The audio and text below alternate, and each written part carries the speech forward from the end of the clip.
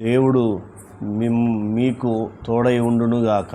దేవుడు మిమ్మలను పోషించి సంరక్షించి ఆయన కృప, ఆయన కాపుదల అనుగ్రహించునుగాక.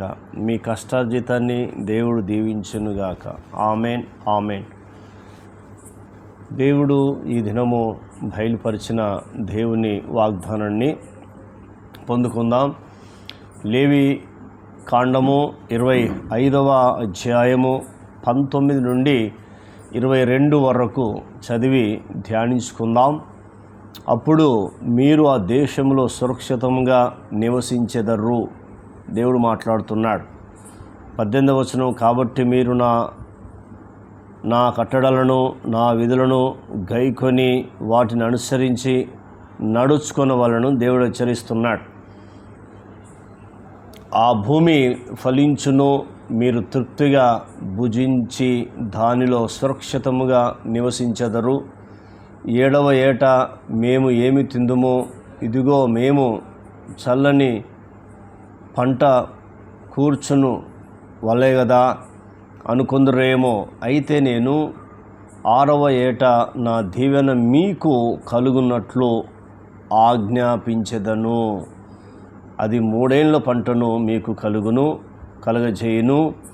మీరు 8వ సంవత్సరమున విత్తనములు విత్తి 9వ సంవత్సరము వరకు పాత పంట తినెదరు.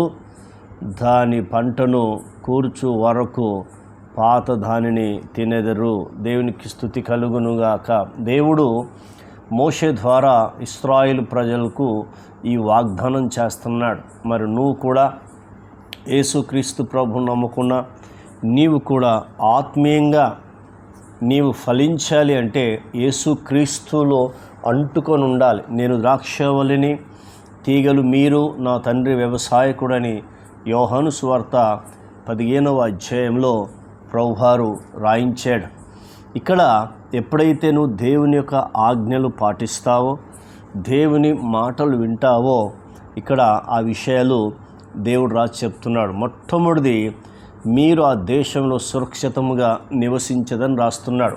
మొట్టమొదటి మాట, మీరు ఆ దేశంలో సురక్షితంగా నివసించెదరు. ఎప్పుడు?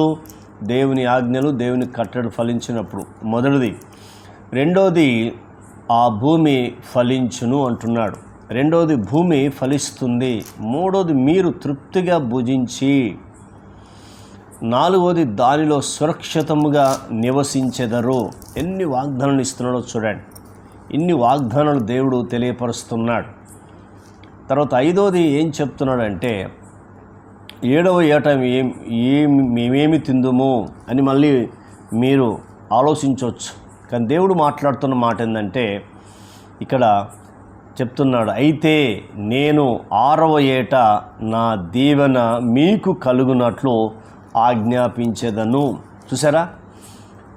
7వ ఏట ఏం తిందుమని మీ ఆలోచించుకుంటే మీలో అపనమ్మకం, అవిశ్వాసం వస్తే దేవుడు చెప్తున్న మాట ఏంటంటే, 6వ ఏట నా దీవెన మీకు కలుగునట్లుగా ఆజ్ఞాపించెదను. ఈ వాగ్దానం నీ కొరకని దేవుడు నీతో మాట్లాడుతున్నాడు. అంటే ముందే 7వ సంవత్సరం కోసం నువ్వు ఆలోచన చేస్తున్నప్పుడు దేవుడు 6వ సంవత్సరమే దీవెన నీకు ఇస్తానని దేవుడు వాగ్దానం చేస్తున్నాడు. కాబట్టి ఆయన కట్టడాలు, ఆయన ఆజ్ఞలు పాటిస్తే అద్భుతాన్ని నీ జీవితంలో చూసుకుంటావు. నా దీవెన మీకు కలుగునట్లు ఆజ్ఞాపించెదను. దేవుడు ఆజ్ఞాపిస్తాడు. దేవుడు ఆశీర్వించే దేవుడు, దేవుడు అద్భుతములు చేసే దేవుడు అని పరిశుద్ధమైన గ్రంథం మనకు తెలియపరుస్తుంది. కాబట్టి ఆయన మాట శ్రద్ధగా వినాలి, నమ్మాలి, విశ్వాసం కలిగి ఉండాలి, నిరీక్షణ కలిగి ఉండాలి. అప్పుడు దేవుడు నీ జీవితంలో అద్భుతాన్ని చేయగలుగుతాడు. ఇన్ని విషయాలు దేవుడు మాట్లాడుతున్న నీవు ఆలకించి ముందుకు సాగాలని ఒక దైవ సేవకుడిగా నేను కోరుతా ఉన్నా. కాబట్టి ఆయన మాట్లాడుతున్న మాట 21వ వచనం అద్భుతమైన మాట. అయితే నేను 6వ ఏట నా దీవెన మీకు కలుగునట్లు ఆజ్ఞాపిస్తానని యేసు ప్రభు మనకు వాగ్దానం చేస్తున్నాడు. మీరు 8వ సంవత్సరమున విత్తనములు విత్తి. చూసారా? మీరు 8వ సంవత్సరమున విత్తనములు విత్తి అని చెప్పి 9వ సంవత్సరం వరకు పంటను తినేదరు. చూసారా, 8వ సంవత్సరము విత్తిన విత్తనము ఎంతవరకట? 9వ సంవత్సరం వరకు. అంటే ఎంత అద్భుతమో చూడు. ఆయన మాట్లాడుతున్న మాట, మీరు 8వ సంవత్సరము విత్తనములు విత్తి 9వ సంవత్సరం వరకు పాత పంట తినేదరు. చూసావా, పాత పంట తినేది అంటే అంత ఆశీర్విస్తానని దేవుడు వాగ్దానం చేస్తున్నాడు. వాగ్దానం చేసిన దేవుడు నమ్మదగిన దేవుడు. ఎప్పుడైతే నువ్వు నమ్ముతున్నావో నీ జీవితంలో అద్భుతాన్ని చూడగలుగుతావు, ఆశ్చర్యకార్యాలు చూడగలుగుతావు. కాబట్టి పాత పంట తినెదరు, దాని పంటను కూర్చు వరకు పాతదాన్నే తిందురని దేవుడు వాగ్దానం చేస్తున్నారు. ఆ పంట కూర్చేంత వరకు కూడా పాతదాన్నే తింటురు అని చెప్తున్నారు. అంటే ఎంత అద్భుతమైన దేవుడో మనకు ఈ వాక్యాలు చూస్తే మనకు అర్థమవుతాయి. కాబట్టి ఇవన్నీ చివరి దినాలు, అంత్య దినాల్లో నీవు నేను ఉన్నాం కాబట్టి ఈ అంత్య దినాలు ఉంటున్న మన ఆత్మీయ జీవితంలో మనం పరీక్షించుకుంటున్నప్పుడు దేవుడు అద్భుతాన్ని చేస్తాడు, ఆశ్చర్య కార్యాలు చేస్తాడు. కాబట్టి ఆయన చేసే దేవుడు. కాబట్టి నీవు ఆయన మీద ఆధారపడుతున్నప్పుడు దేవుడు ఖచ్చితంగా నీ జీవితంలో ఆయన ఏ మేలు చేయక మానడు. ఆయన మేలు చేసే దేవుడని నీవు గ్రహించమని దేవుడు నీతో నాతో మాట్లాడుతూ ఉన్నాడు. కాబట్టి దేవుడు ఆజ్ఞాపించాలంటే నువ్వు ఖచ్చితంగా ఆయన మీద ఆధారపడుతూ ఆయన వైపు చూస్తూ ముందుకు నడవాలని దేవుడు నీకు ఈ వాక్యం ద్వారా సెలవిస్తూ ఉన్నాడు. కాబట్టి నీవు నమ్మితే ఆయన మహిమను నీవు చూడగలుగుతావు. ఎప్పుడైతే దేవుని నమ్ముతావో దేవుని యొక్క మహిమ నీ జీవితంలో కంపల్సరీ చూస్తావు. కాబట్టి ఇవన్నీ చివరి దినాలు, అంత్య దినాల్లో నేను ఉన్నాం కాబట్టి మనం ఎక్కువగా ప్రభు మీద ఆధారపడుతున్నప్పుడు నీ జీవితంలో పాత పంట అంటే కొత్త పంట వచ్చే వరకు కూడా పాత పంట ఇంకా మిగులుతుంది అని దేవుడు వాగ్దానం చేస్తున్నాడు. చూసారా, మిగులుతుంది, అది ఎవరు కూడా తీసుకోలేరు అని మాట్లాడుతూ ఉన్నాడు.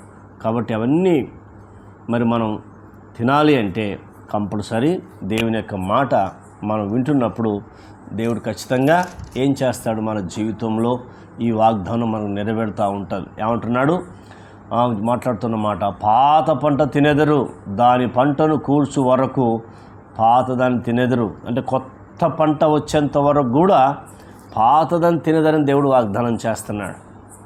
మరి అంత గొప్ప దేవుడు. మరి నీ జీవితంలో ఎందుకు ఆహారం సమృద్ధిగా లేదు, ఎందుకు అప్పుల పాలు శ్రమల పాలు అవుతున్నావు అంటే దేవుని మాట వినకపోవడం, దేవుని మీద ఆధారపడకపోవడం. ఇప్పటికైనా మార్పు చెంది దేవుని మాట విను, అద్భుతాన్ని చూస్తావు, సమృద్ధి దీవెనలు పొందుకుంటావు. ప్రార్థన. కన్న తండ్రి, నీకు వందనాలు. విన్న మాటలు దుష్టతకపోకుండా సహాయం చేయండి. ఈ మాటల ద్వారా మీ ఆశీర్వాదం మాకు అనుగ్రహించినందుకు కృతజ్ఞతలు. యేసు నామంలో పొందినాం తండ్రి, ఆమెన్. దేవుడు మనల్ని దీవించి ఆశీర్వించును గాక. Amen, amen, amen.